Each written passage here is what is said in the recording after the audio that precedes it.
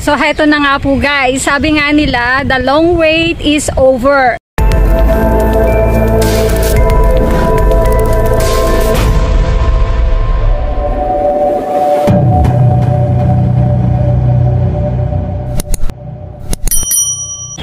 Hello guys! Welcome to my channel.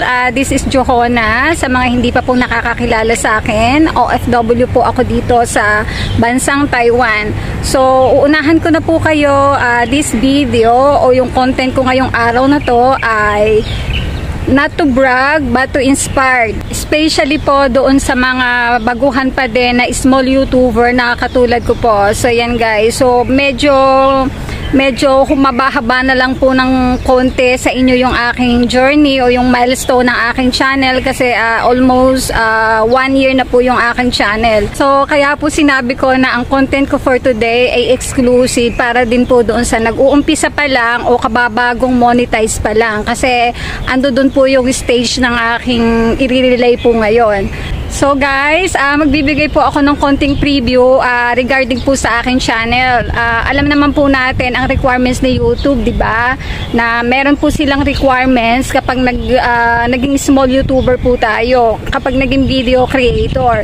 Yun nga pong 1,000 subscribers at saka 4,000 watch hours. So magbibigay po ako ng konting preview sa aking channel. Isusulat ko na rin po dito sa screen. So yan po guys. So January 11 po, 2022 nung nag-create po ako ng channel. And then nag-wait po ako ng July 31 hanggang na-reach ko po yung 1,000 subscribers. So bibilisan ko na lang po ito ha.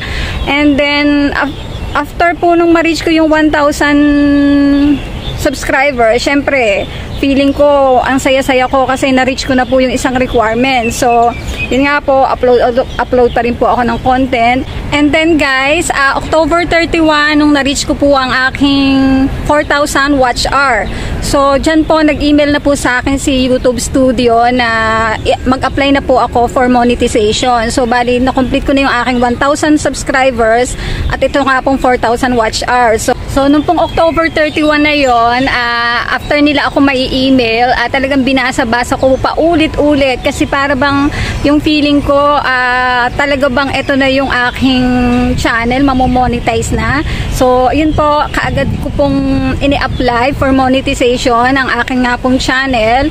At ang sabi po doon, waiting po tayo up to 3 days or 3 working days. So yan guys. And then luckily po, November 3, na-approve na po ang aking monetization.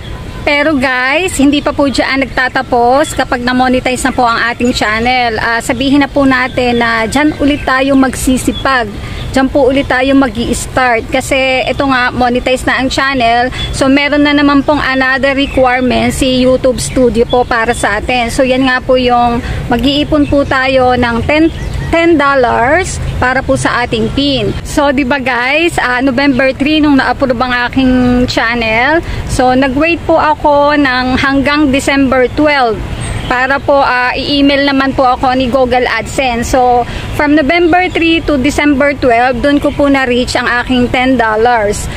So yun nga po guys, December 12 nung ini-email po ako ni Google AdSense para i-verify ko ang aking identity at saka address para nga po dun sa payment threshold nila na $10 po. Then yun guys, that time po nasa Pilipinas po ako nagbabakasyon. Pagdating ko po dito sa Taiwan ulit, month of January, yun nga, may konting trouble kasi nagka-problema po ang aking Chrome. Pero hindi ko na po i-discuss dito sa content ko na to kasi masyado pong hahaba, baka po i-skip ninyo ang aking video, tsaka hindi naman po ito talaga yung purpose ng aking video po. So yan guys, so nung na-approve na po ang aking PIN, nag-start naman po akong mag-ipon ng $100 para yun nga po, yung sinasabi nila na sasahod po tayo sa YouTube, may sweldo na po tayo.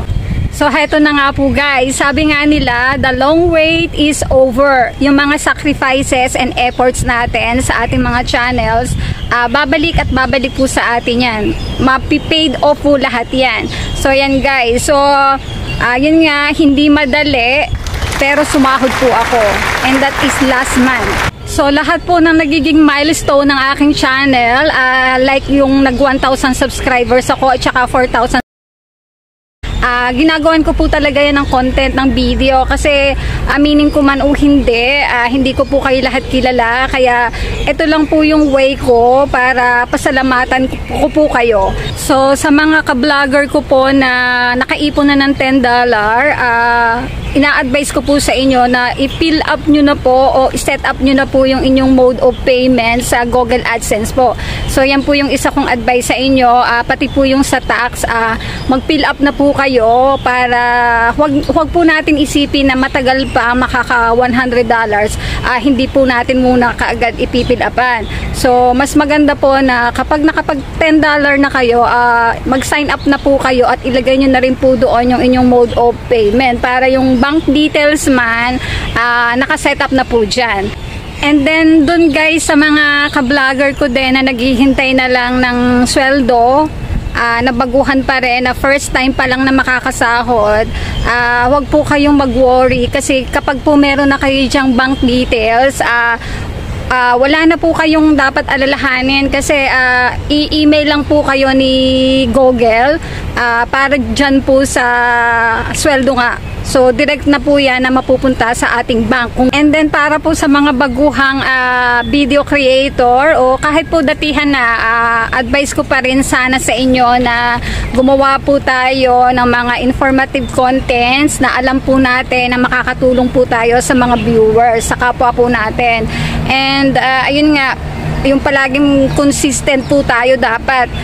Sabihin na natin na busy tayo, so kailangan po natin na makapag-upload ng informative contents kahit po once a week. So ayan guys, para naman ma-appreciate din po tayo ni YouTube na yun nga, active po tayo. Guys, bago ko po tapusin ang vlog ko today, nais ko pong pasalamatan ang aking lahat ng subscribers, viewers, sa mga nagsa-silent views po ng aking mga videos, paulit-ulit, nagbumabalik po kayo para i-watch lang ang aking mga content. Maraming salamat po sa inyong lahat. Hindi ko man po kayo kilala, taos puso po ako nagpapasalamat sa inyong lahat po. And then sa mga ka-vlogger ko rin po, sa mga kakilalang vlogger ko rin po, hindi ko na po kayo iisa-isahin. Maraming salamat sa inyo guys. So nawa po'y nakatulong po ang video kong ito para sa inyo, hindi man para sa akin kasi ako po yung masaya ngayon at sumahod na ako kay YouTube. Nawa po'y nakatulong yung mga advices ko sa inyo, sa mga kapwa ko vlogger. So yan guys, so kung hindi ka pa po nakaka-subscribe sa aking channel at ngayon mo lang po ako nakita, please don't forget to subscribe. Pakiclick na rin po ang notification bell para lagi ka pong updated sa mga incoming videos ko. Maraming pong salamat. Stay safe. God bless. Bye-bye. Even when you feel low, you can still go. Even when you feel slow, you can still go. Even when there's no hope, you can still go. I never answer to no, man, I still go. Go, go.